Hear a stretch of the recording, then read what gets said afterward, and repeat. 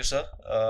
Thank you, the organizers, the chief guests, all dignitaries of the dais, on the dais, and thank you, sir. So I'll quickly rush you through. So this is the WADI concept. So basically, it was crystallized and formulated with the tribal communities who are migrating and facing a lot of distress with low incomes from agriculture and migration-related distress issues. So basically, one after the other, the components were added to the program to make it a very crystallized and refined program. So it involves like converting degraded lands into productive assets through introduction of tree species, because these lands are mainly on slopes and conventional agriculture is not suitable for on those lands. So then a combination of fruit and forestry species is introduced in this, and along with that, since trees will require some time for production and income, intercrops and short gestation livelihood activities like vegetable cultivation, floriculture is combined with that. And since these are degraded lands, a lot of soil conservation and water resource development initiatives are taken up, so that eventually we have seen that significant improvement in the soil happens due to terracing and various soil conservation practices. And eventually we started with 34 families. After seeing the benefits, almost 5,000 families joined in the next 5-6 years. And then there was a reason to take up value chain development, because they were getting a bit due to the malpractices in the trading, that they were not getting the right price for the fruit produce. So then these farmers were organized into farmer produce organizations to take care of the aggregation, processing and marketing of the fruit produce. So mainly it was mango, amla, or even cashew that was processed by the local community itself, so that there is value addition into it. Yeah. So this is a typical WADI model as it looks like.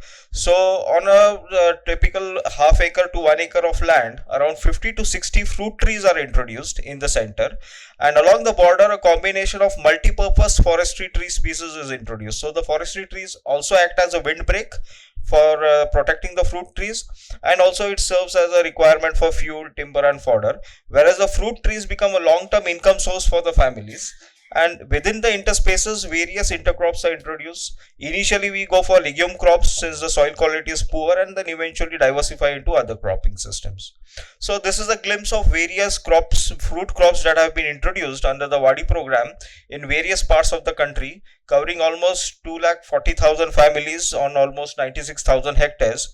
And all these crops, or the package of practices and the varieties and the quality parameters, all those quality related and the package of practice related aspects were developed with a huge support from ICAR and the fruit research stations, especially the Dapoli Fruit Research Station, or the Cashew Research Station. So they were instrumental in helping us to formulate the entire package of practices under these programs. So then these are the specific soil conservation measures that the tribals are trained, and they take up these measures, so that on very poor quality of land also we have seen substantial growth of the plants, and they generate income of also from these plantations. Then these are some small scale micro level water irrigation water resources that are developed, usually in groups of farmers or even individual level farmers, so that in the initial period they serve as the irrigation support to the fruit trees as well as the intercrops. And as I mentioned, since these farmers had to depend on migration along with tree plantation until there is gestation period, there has to be some income flowing. So based on various locations and geographies, based on those market conditions, whatever is saleable in those markets, various interventions are introduced, like from trellis based vegetable cultivation, or it can be floriculture in certain parts where there are forest syntax, some non-timber forest produce related activities. So these activities start fetching income within 6 to 7 months, so that the family stabilizes and the fruit trees start coming to production after 4-5 years. And eventually we have seen that there is significant improvement from in the income of the families. We have seen that there is income increase to almost 2 times of their income in just 2 to 3 years, and there is almost 6 to 7 fold income increase in 8 to 10 years that we have seen for these families. So in this way, these fruit trees are not just ensuring sustainable livelihoods to the families within their villages, but also it has reduced distress migration and also providing resilience against climate and market risks. And most importantly, it is also providing nutritious food, because part of the produce that comes out from the WADI system is also consumed at the household. And we have seen significant increase in consumption of fruits and vegetables in the tribal communities, which where they were not also suffering from various malnourishment related issues. And the plantations, as mentioned, the farmers are organized into various farmer producer organizations. So almost 40,000 farmers so far, they are organized into 56 farmer producer organizations, who are taking care of the aggregation, production and processing of all this produce, and also market linkages.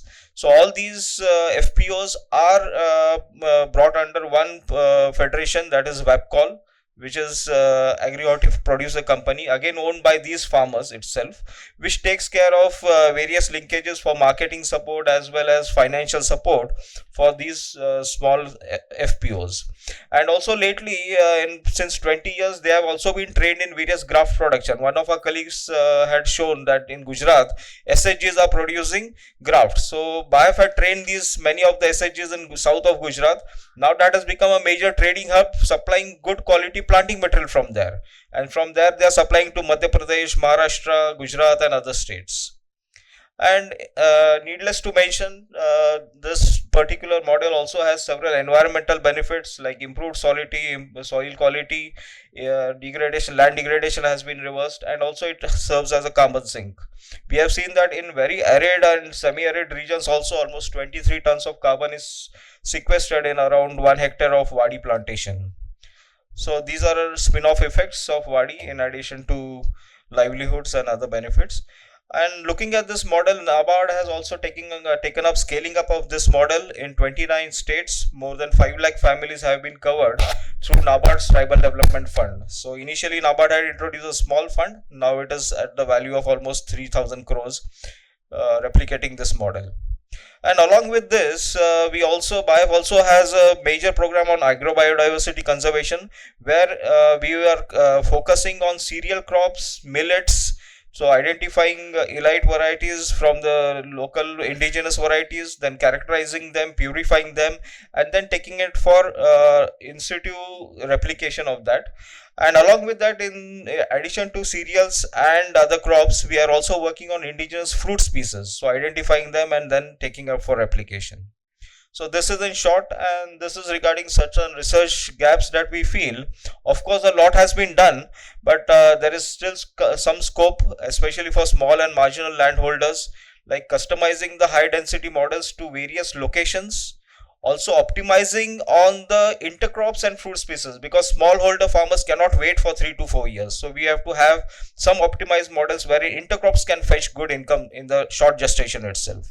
Then quality planting material, a lot has been spoke on this, so I won't go into details. But the cost of the plants, cost of the grafts, cost of the tissue culture plants is a bit apprehensive even today for smallholder farmers to directly go into large scale plantations. So if something can be done on that also, that will be important.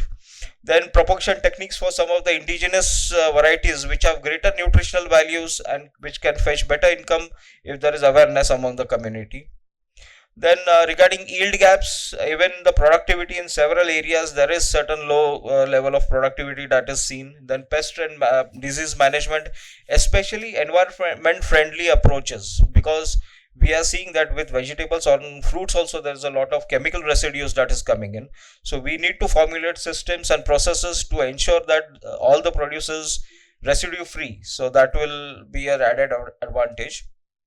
And then resilient varieties against climate change that is happening. So we need to also forecast what are the climate change that will be happening, and in the traditional areas come up with certain approaches for some resilient varieties and practices, and water efficient technologies, and of course nutrition based varietal selection. So in addition to production, also the nutritional aspect of the fruits can be taken into consideration for varietal selection in the future. Yeah. So this thank you very much for your yes. Thank you, sir. Very comprehensive presentation, giving a model.